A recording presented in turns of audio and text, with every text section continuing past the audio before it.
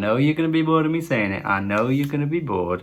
But January, man, January has been good. It's been a good month for music. And I say that with such shock, with such high pitchedness in my voice, because January is usually really slow. It's kind of weird to think that even as far as we've come with, you know, music technology, streaming services, how the hype cycles for artists need to be maintained. They need to be always in the public eye, to be dropping music to keep the momentum going.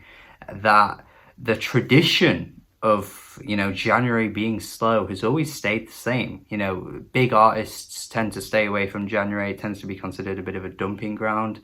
And we've just kind of hit a point where January's always been that month, and it's always remained. But maybe now, maybe somehow, maybe a change has come. And maybe January now is considered a more important month than it ever was. Or it's just a one-off and next year it'll be shit. I don't know. But I'm happy that this has been a good month, because usually January is slow and content on this channel is a bit thin, but there's always been something to talk about, and I'm happy. And here I am with the new January releases that are worth your time. The best, the highlights of the month that I am going to discuss in this video. I can't waste no more time though, I've got plenty to discuss. I want to start with a big one, The Weeknd. The Weeknd has been killing it recently with releases. His singles have been absolutely stellar. He has just become one of the biggest kings in pop music and has been really ruling the roost for years now, really since about 2015. After Hours was a huge success for him as an artist, and it just turned out that while I liked After Hours, I thought there was more for him to explore with the sound, the pop sound particularly. And I think he's done that on Dawn FM. I think he's really strived to just make a straight up synth pop album. And you know what? I'm for it. There's definitely a few duds in the midsection, but while we're on the positives, because I do want to highlight this album obviously, I think it is possibly the best album he's put out in the pop era. I don't mean the R&B stuff back in the day, I don't mean the trilogy stuff, I mean in his pop era. Like I say, since about 2015, I think this might be the best album he's put out. Some fantastic tracks. Sacrifice, Less Than Zero, what? Talked about this one recently in an early releases video. Silvana Estrada, who dropped a really lovely and lush Latin pop album that is very minimal at times, but also goes into her, you know, Natalia Lafourcade influence as well. She's a really talented artist, and I think anyone that likes this kind of music should be checking this out. And honestly, if you're not really that familiar with Latin styles of music, Mexican music, I think she's a good place to start. This eases you into it really nicely. Literally just reviewed this, but wanted to mention it as well. Amber Mark, really good R&B soul album to kick off the year. Really great vocals throughout as well. It's an album that really gave me what I expected and what I wanted and what I hoped for from her EP from a few years ago. It's done exactly what I wanted it to do, and I can't really complain. She's dropped a really good album here. And now I want to mention Earl Sweatshirt, who has given us a really strong follow-up album to some rap songs. Obviously, he has dropped music at Mile More. He has dropped music since some rap songs, of course, the EP with the infamous East on it. But this is a really strong follow-up album to that, really carrying on a lot of what we've seen him do before. But I think, you know, the production was really interesting. I think his rapping was really strong throughout as well.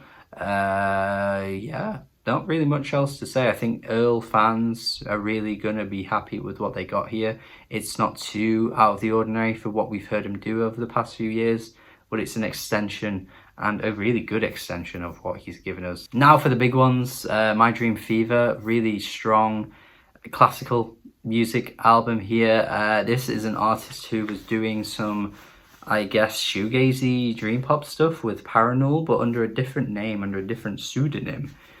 We have Mydreamfever, and it is absolutely beautiful.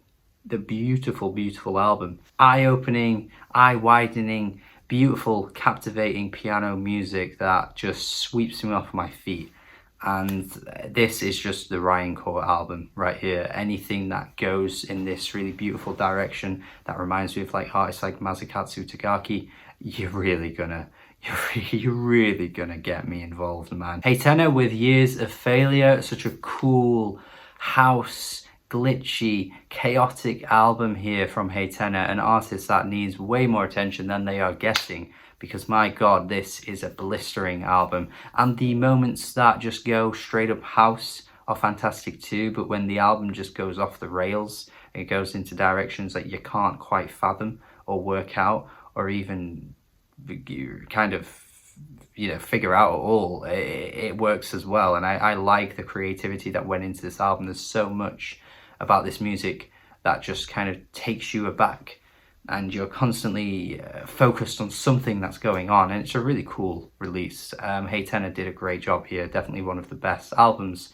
of January, and going to be one of the best of the year, no doubt. My boy Vale-Smith next. Oh my god, Coruscate was such a great return for this guy. Really impressed me in 2020 with his album, and he's followed it up with an album that could even be considered even better in some ways. Honestly, this was such a triumphant release for him.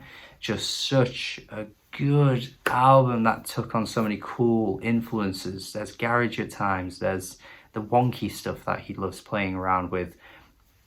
It's such a great album. It's such a great album. I think anyone that likes this kind of music is just going to be head over heels for it. You know, I don't think it necessarily is a hindrance that he's not as well known as some of the bigger names out there, because he should be on the level of some of the bigger names out there. It should be catching your eye. It should be an album that you're digging into, because there's so much to love about it, man. Vale-Smith is just killing it these days, and I am so impressed with what he's able to achieve with his music. It's great. And finally, as always, I end on my album of the month. The album of the month, of course, it is, if you haven't already guessed it, FKA Twigs. This has super impressed me, to be honest. I have always liked her music. I've always thought she was a really interesting artist, one of the most creative artists of our time, to be quite frank. I think what she does with her vocals, what she does with the music, and how she manipulates genres and bends them in the way that she does. It's sometimes R&B, it's sometimes soul, it's sometimes weird futuristic pop in lots of ways as well. It's really impressive what she's able to do. And she stripped it back and gave us probably her most straightforward pop album to date. This is just a straight up pop album. It's a mixtape, obviously, but the foundations of a standard, typical British pop album are really here. And let me tell you something right now. All of those UK pop artists at the moment that are prevalent in the UK, they better be clutching their pearls. They better be clutching their purses, because you know why? They better be clutching because FKA Twigs plural has just snatched all of what they had to offer and made it her own, because this album right here blends so many different influences from so many different cultures in the UK, in UK pop music at the moment. Especially if you're living in the UK, you'll know exactly what I mean, because so many artists are doing sounds like this. So many artists are doing the dance hall kind of stuff. They're doing the UK hip hop kind of stuff. They're doing everything that Twigs is offering on this album, and she's basically done it in a way that's pretty much better than so many other artists right now. And that's not to say that everyone else is bad. They're not. They make some good singles themselves, but I just think in terms of making a great cohesive straight from front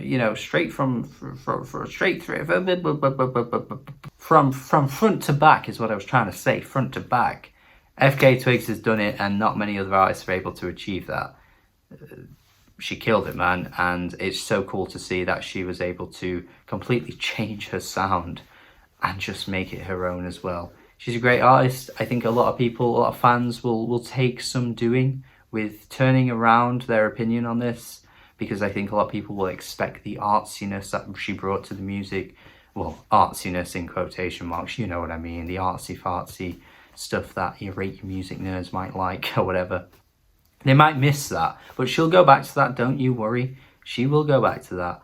And I think eventually people will come around on this, because it is just great for what it is. And that's it. That's the video. That is all of the releases, all 8 of them. Can you believe all 8 of them that I wanted to highlight because it's been a really good month for music. Thank you for watching as always. Let me know your thoughts on this video. Let me know your favourites of the month as well, and that would be great. Thank you. If you could also subscribe, that would be fantastic as well. Do have a good day, and goodbye.